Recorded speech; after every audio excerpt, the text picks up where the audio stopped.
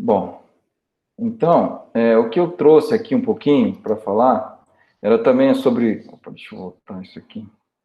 É sobre essa experiência que a gente fiz aqui nesse semestre, né, que envolve essa ideia das atividades progressivas, que a gente chamou aqui, e foi implementado, então, no Moodle, isso aí, né, para o nosso AVA, aí foi o Moodle.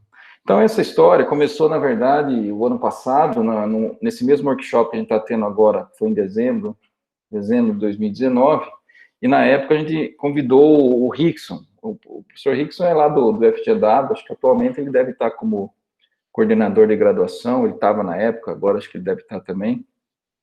E ele falou na palestra dele, né, falou um pouquinho dessa linha, que é a aprendizagem baseada no domínio. Tá? E aí, quando ele falou lá, eu me interessei um pouco por isso daí, né, eu vou falar um pouquinho dela agora,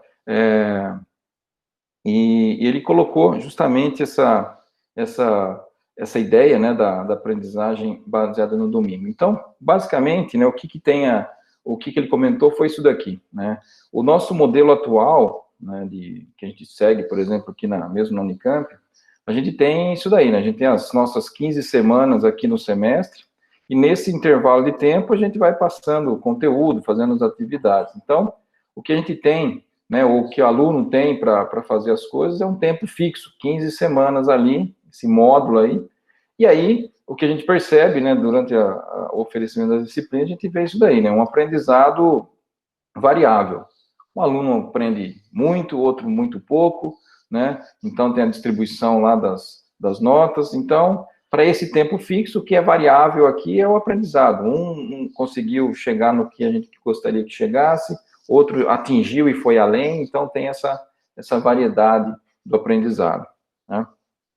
E aí, o que ele comentou, né, então essa aprendizagem baseada no domínio, ela é o contrário, tem essa ideia ao contrário, né? Então, agora, o que é fixo, né, é o aprendizado, então a gente vai querer que ele chegue até um certo ponto, com certeza, vamos dizer assim, mas para isso você tem uma outra condição de contorno aí que você vai ter que ter um tempo variável, né, dar um tempo maior para os alunos, né? Como o Clóvis falou, né? Cada um é diferente, então cada um chega num ponto mais rápido, mais devagar que o outro, né? Então esse tipo de aprendizagem de técnica ou de modelo aí começou, né, com Washburn nos anos 20, depois evoluiu um pouco com Miller nos anos 50, e aí ficou conhecida lá com 1966, com Benjamin Bloom, né, chamado, né, Learning for Mastery, né?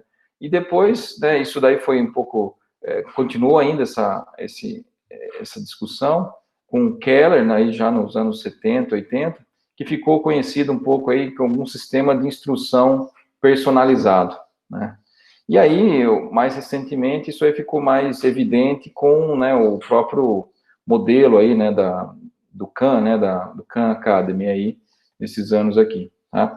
Então, essa história, né, então eu vou só dar um exemplo um pouquinho desse, o que seria esse tipo de sistema de instrução personalizado, né, o que tem a ver com esse Learning for Mastery, né? Porque isso aí eu me baseei um pouco, né, olhando um pouquinho para você pensar você aprender um instrumento musical, né? Então, você vai precisar desenvolver técnicas, atividades, exercícios para alcançar, sei lá, você vai tocar uma música com perfeição. Então, até você não chegar naquilo, você vai ter esses treinamentos, né? E o objetivo seu é aquele lá, né? Você aprender então aquela música, aquela canção. Tá? Então esse trabalho aqui do Keller, ele é um trabalho lá de 1967. O trabalho, né, tem esse título, né, Engineering Personalized Instruction in the Classroom. Né? Então, o que ele fala, né, nesse trabalho, ele fala que um método de ensino, né, para psicologia desenvolvido na Universidade de Brasília, né, e na Universidade do Arizona, foi desenvolvido nessas duas universidades. O conteúdo do curso é dividido, então, em unidades, em 10 unidades, o quais os estudantes completam, né, elas individualmente, no seu próprio ritmo. Tá? O estudante, então, é testado no final de cada unidade e deve atingir 100%, né, tirar uma nota aí que vai corresponder a 100% ali da atividade, antes de passar para a próxima unidade. Os resultados de cada teste são discutidos individualmente, com o estudante e um inspetor, um tutor, que é um outro estudante, tá? Que né, fez anteriormente o curso, que é tipo o nosso PED aqui, né, vamos dizer assim, na nossa linguagem. Ou não, né, um PED às vezes não cursou, mas um ajudante ali na disciplina. Essa relação 1 para 1, né, pode ser importante para a parte do sucesso do método. Então, de novo, aqui a gente olha um pouquinho, aí lembra um pouquinho aí do que o Clóvis falou, né, um pouco aí da questão do Roger, essa interação 1 para 1 aí, né, e a comparação dos resultados, né, nesse aqui foi mostrado. Então, é basicamente isso que tem no artigo. Então, basicamente, o resumo dessa metodologia, né, aqui está extraído do próprio artigo, e aqui, né, tem como ele falou, e aqui um resumo, né, uma tradução aí rápida, né. Então, a primeira característica desse método é essa questão dos alunos seguirem a sua próprio tempo, né, para fazer buscar essa aprendizagem. A busca pela perfeição, então, né, que você só pode passar para um outro estágio, para um outro nível da sua disciplina, daquele conteúdo, se você demonstrar que você atingiu, vamos dizer assim, um nível razoável, bom, né, até perfeito aí, do nível anterior, né. Ele coloca que o uso de demonstrações e aulas expositivos como motivação, né, então aqui talvez esses veículos de motivação que ele coloca. Então, essa motivação no entendimento da palestra anterior, né, do Clóvis, né, não de vamos lá conseguir, mas de você, né, levar o aluno, né, coisas que têm a ver com ele. E a escrita como meio de comunicação, então, entre professor e aluno, né, como né, aí a ideia talvez desses blogs, né, que foram comentados aí, né, a escrita como esse meio de comunicação, você poder também avaliar. E depois, como ele falou, outra característica é esse uso de instrutores, né, de inspetores, de tutores, né, que vão, então, trazer o que ele chama aqui de um aspecto pessoal, social, para o processo, né, de educação. Tá? Então, não é só você deixar as atividades, mas ter também alguém lá conversando e interagindo diretamente. Então, essa atividade, né, eu tentei implementar no curso desse semestre, de Geometria Analítica e Álgebra Linear. A gente seguiu esse nome do Rickson lá, né, atividades progressivas. Então, o que eram essas atividades? Eram basicamente implementadas no Moodle, eram testinhos, né, um conjunto de questões, e aí, particularmente, eu usei questões de múltipla escolha, e aí, das várias atividades, a gente vai ver lá, para você passar de uma para outra, o aluno tinha que acertar 80% dessas questões. O número de tentativas que ele podia fazer aquela atividade era ilimitado, ele podia fazer quantas vezes ele quisesse, e a resposta correta daquela questão não era mostrada, né?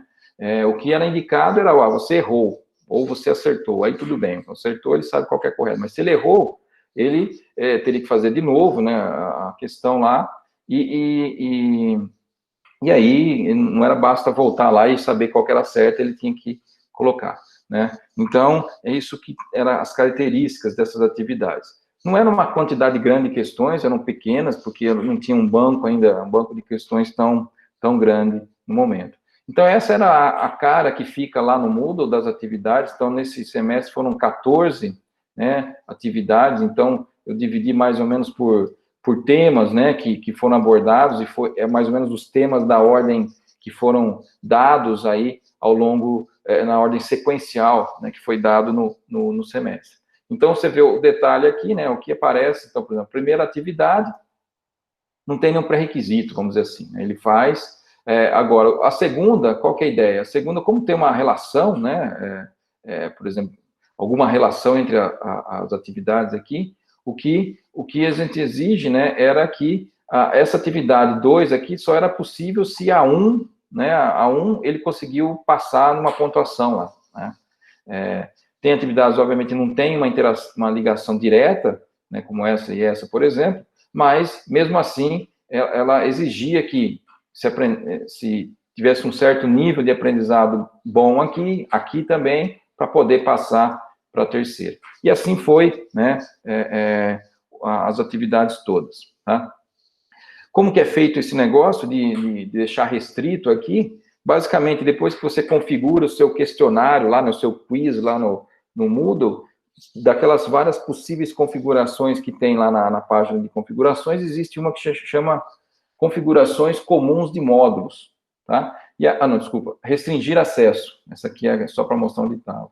Então, tem lá a parte de restringir acesso, e uma das opções dessa restrição, você pode colocar, por exemplo, por nota, né? Então, naquela atividade 3, o aluno deve, né, ter uma nota maior que 80%. Eu coloquei 80% aqui, né? Poderia colocar 100%. Então, um valor aqui.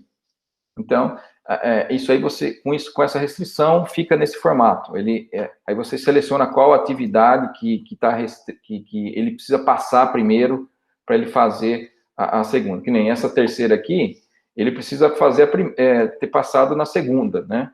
Mas a segunda ele precisa ter passado a primeira. Então, fica meio encadeado todo esse negócio, tá? Então, só para a gente ver como que foi a turma, né? Como que foi esse negócio aí. Então, aqui é mais ou menos como foi nesse semestre, as minhas aulas foram basicamente, eu dei aula síncrona toda semana, eu diminui um pouco as horas de aula, depois que foi expandido o semestre.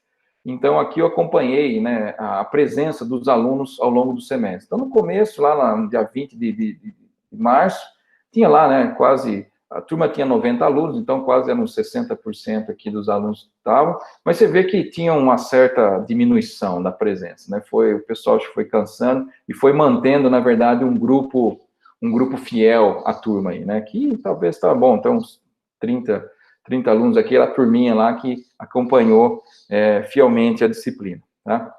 E aqui, o que eu estou colocando é mais ou menos o seguinte, aqui é um gráfico que mostra a quantidade de tentativas que os alunos fizeram para a atividade 1, por exemplo, tá? Então, aqui está um identificador do aluno só, então não é por nome, é só identificador, mas o que a gente só quer ver mais ou menos essa cara aqui está ordenado, não tem uma ordem certa aqui, é só para representar essas tentativas, né? Então, para essa atividade em particular, teve 91 participantes, 91 alunos fizeram essa atividade, né? E a média das tentativas foi 3, então a média está aqui, né? Mais ou menos aqui.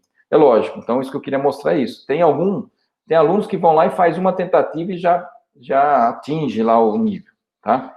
Outros não, outros vão poder pegar e ter que fazer, talvez nesse caso, chegou quase a 40 vezes, né? Às vezes o cara entra também, dá uma olhadinha, sai, então isso ele conta como tentativa. E aqui o que é interessante olhar é esse mapa de palavras que eu coletei também lá do Moodle, que mostra o seguinte, ele mostra pelo tamanho, né, qual foi a época que eles, né, entraram e fizeram mais essa atividade, tá? Então, essa primeira atividade foi dada em março, quer dizer, todas elas estavam liberadas, praticamente todas elas estão liberadas desde o começo, tá? Então, eles podiam, desde o dia 20 lá, já poder começar a fazer essas atividades no Moodle, né? Então, você vê, né, o brasileiro, a gente, né, você vê, em agosto tinha um monte de gente estava fazendo essa primeira atividade ainda, tá? Então, é lógico que a gente quer que ele faça no ritmo dele, mas aí mostra essa ideia, né? Que o cara, nesse exemplo, ele deixou muito para o final. Muitos alunos deixaram mais para o final. Lógico, teve bastante que fizeram em março, em maio, junho, pouca gente interagiu com essa atividade. Então, é mais ou menos essa informação que mostra esse mapa de palavras. E aqui tem mais ou menos para todas elas. Então, só para a gente passar rapidamente, né? A primeira dela teve esse rapaz aqui, o menino, não lembro quem, que teve muitas tentativas. Depois, aí, diminui um pouco, né? Então, chegando a 10, 15 tentativas, mesmo porque era um número menor de questões. Então, também isso alterava, né? E você vê, então, você vai vendo aqui, ó, essa segunda, já tem pouca gente que em março fez, já praticamente já estava quase terminando essa atividade. Aqui ainda teve gente que fez em março, mas aí os outros meses começaram a ter mais gente fazendo. Você vê que essa atividade número 4, março, né, todo mundo chegou nessa atividade, começou essa atividade depois de março, então já você tem uma noção de como ele está avançando também a atividade, né? Então, as outras, aqui mais ou menos o mesmo padrão das tentativas, né? Então, a média de tentativas aqui, 2 tentativas, né? Então, ele fez uma vez, errou, depois ele viu, fez de novo e acertou mais questões, né? E aí, essa evolução do tempo onde o aluno ia fazendo, né? Então, você vê agora, para as últimas atividades, você vê, por exemplo, a atividade número 11, teve, né, a maior parte que estava mais para o final do curso, o tema mais para o final da disciplina, então, mais gente estava realmente fazendo em agosto, alguns fizeram em julho, né? Então, você vê essa evolução, tá? Aqui a gente tem mais ou menos o comportamento das tentativas, então, o total de tentativas, né? Então, não a tentativa média, mas o total de quantas vezes os alunos entraram lá naquelas atividades e fizeram. Então, você vê, tem uma média aqui, né, mais ou menos em torno de 100 e pouco, e você vê que mantém um certo, né, uma certa ação sobre essa atividade, né? Aqui não está em função do tempo, né? Então, mas mostra essa quantidade de tentativas. E aqui a quantidade de participantes, né? Quantidade de alunos que interagiram, vamos dizer assim, com essas atividades. Então, mostra que para uma turma de 90, mesmo os alunos não participando das aulas, né, virtuais, ao vivo lá, você viu que dá para ver que tem aqui, né, mais ou menos uns 70% da turma, né, ela manteve, né, fazendo as atividades, embora talvez tenha alguns alunos que deixaram tudo para o finalzão lá, para fazer no desespero. Tá? Então, qual foi o impacto dessa abordagem, dessa tentativa aí, no desempenho dos alunos? Bom, a nota que eu considero lá, basicamente, a gente tinha 3 provas, né, na disciplina, com pesos diferentes aqui, e essa média aqui, né, era a média dessas atividades progressivas. Então, tinha um peso 0,15 aqui para o começo, para a situação antes da pandemia, como que eu esperava que ia ser, então não tinha um peso muito grande, mas aí depois que veio a pandemia, teve toda essa parte aí, o que eu fiz foi aumentar o peso dessa atividade, né, nesse momento, tá? Então, tirou um pouco o peso da prova e aumentou nessas atividades aí.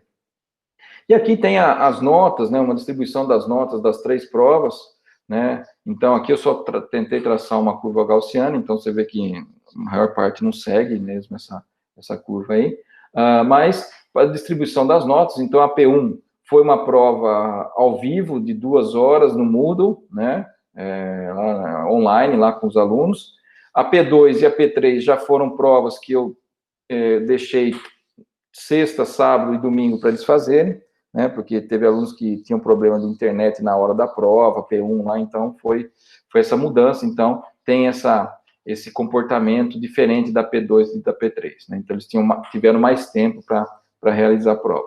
Mesmo assim, você vê que, né, teve alunos com notas baixas, né, notas baixas aqui, né, nem todos os alunos tiraram 10 também, né, então aqui teve uma porcentagem maior, mas você teve uma distribuição aqui de outras notas, tá?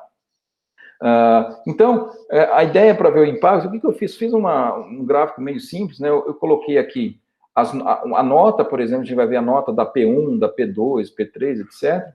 E aqui a nota a média das atividades que eles fizeram, tá? Então, se a gente espera que existe uma certa relação, né? Então, se o cara ele fez as atividades, já é um ponto, né? Que ele poderia não fazer, então tem uma pontuação maior na nota final.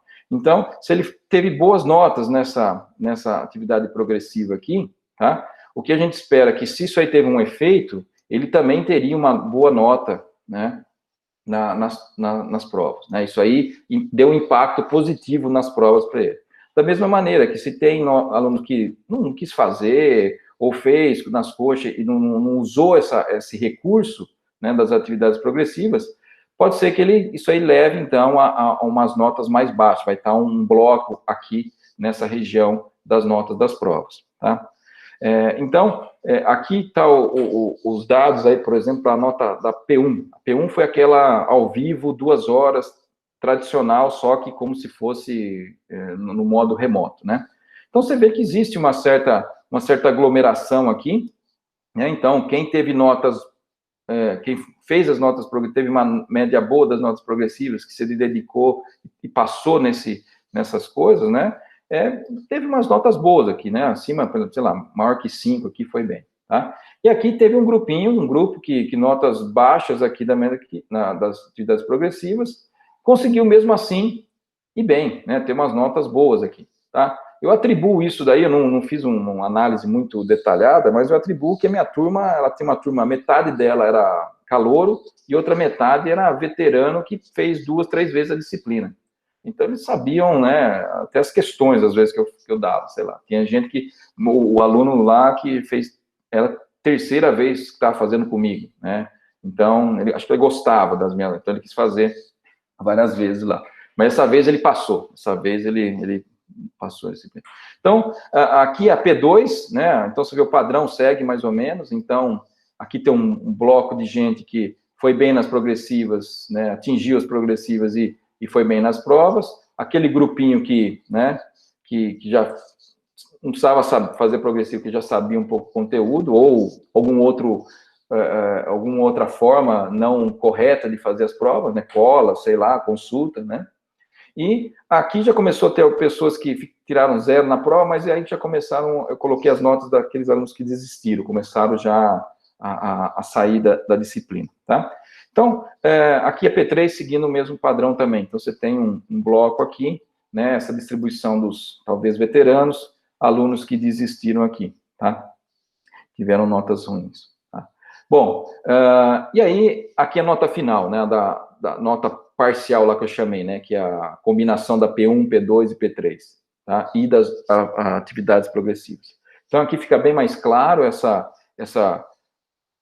aglomeração, esse padrão aqui e um padrão aqui, indicando que existe essa correlação entre ir bem na atividade progressiva, né, atingir os níveis bons na atividade progressiva e melhorar um pouco o desempenho na nota. É lógico que aqui tem a questão a atividade progressiva tem um efeito, né, 35% da nota, mas poderia não ter uma correlação, como está mostrado aí, tá?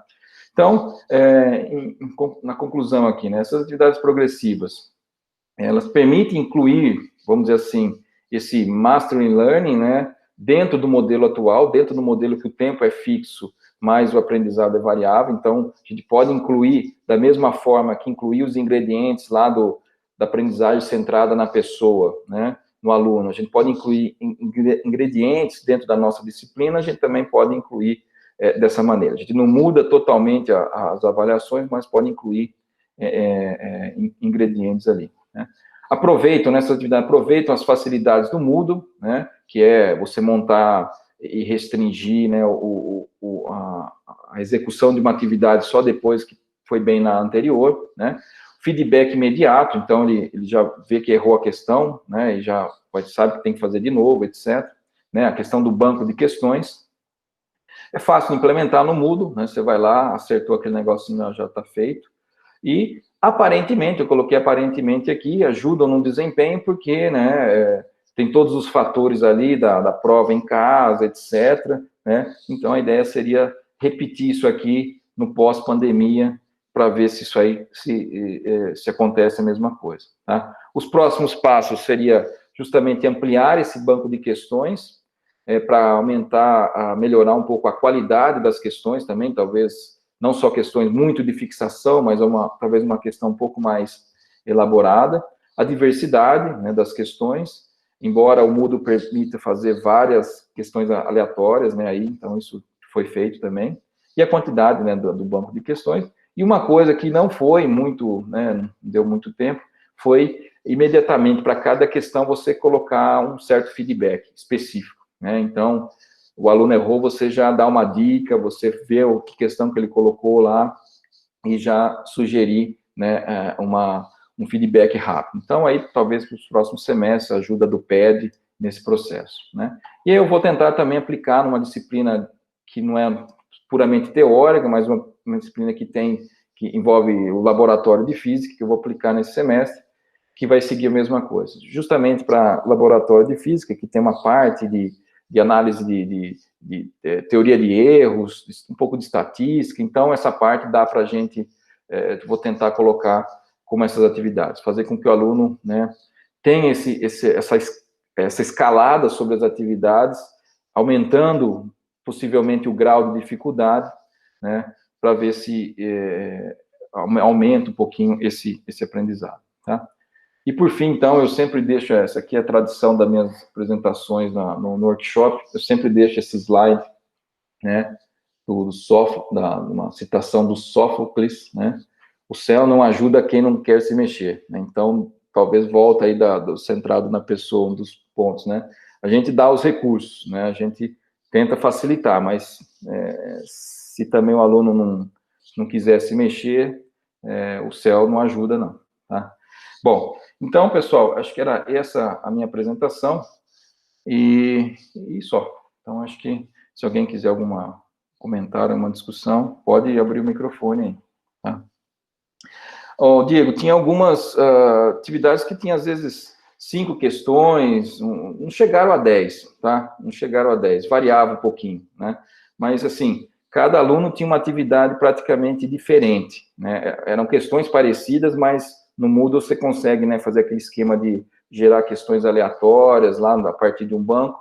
Então, você tinha esse negócio de criar uma atividade que era do mesmo tema, mas a questão era diferente, né? Os números eram diferentes, né? Então, tem essa questão aí também. A ideia é aumentar o número de questões, né?